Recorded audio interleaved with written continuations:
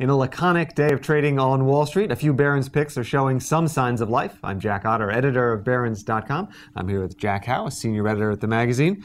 So Jack, it's not a great day of trading. It's down a bit, not a big surprise on a slow July.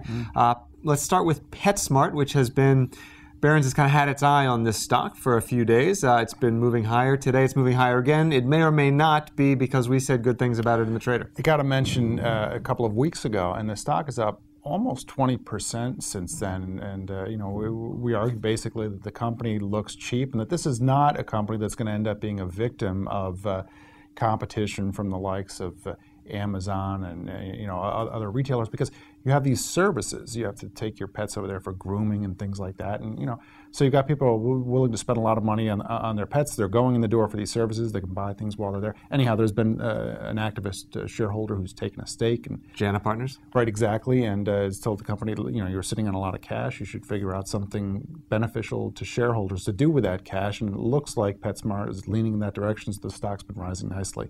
All three companies we're going to talk about have something in common, which is they've been unpopular in the market recently, which may be the only place to find stocks to buy these days with everything being up. Number two is Realogy. That stock has really gotten hammered. But you know, when I found out the names that they own, Century 21, Coldwell Banker, Sotheby's International Realty, these are serious companies. If there's going to be a real estate rebound, they're going to benefit. It's surprising that they're not doing better. The stock is down more than 20% this year. But one of the reasons, they had an earnings miss, and one of the reasons is that they own a mortgage business, and you know, those mortgage originations are off. You know, their rates are up, and mortgage refinancings rather.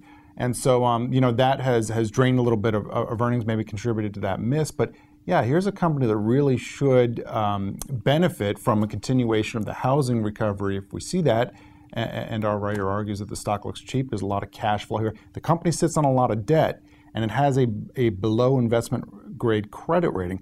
But it looks likely to be able to use its cash flow to pay down debt quickly over the next couple of years, maybe get itself an investment-grade credit rating, which could help the stock. We won't talk about the irony of a real estate company having a below-grade credit rating. Right. Let's move on to Dave Englander, who does his biannual scorecard. Right. He did very well this year. One of his worst picks was Weight Watchers. Right.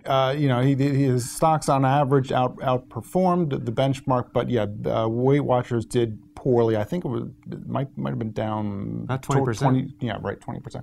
So you know, he argues basically that it might take a little bit longer for a turnaround for this company, but it's on track. And when you look at the potential for earnings growth over the next couple of years, if you take the stock and you say, man, maybe it'll be worth 15 times earnings once that growth comes back, the upside for the stock could be big. I mean, it's a $20 stock, and he has a source saying that the stock could be worth $38. You know, a big rise there if you get the earnings growth, if you get a rise to a market multiple.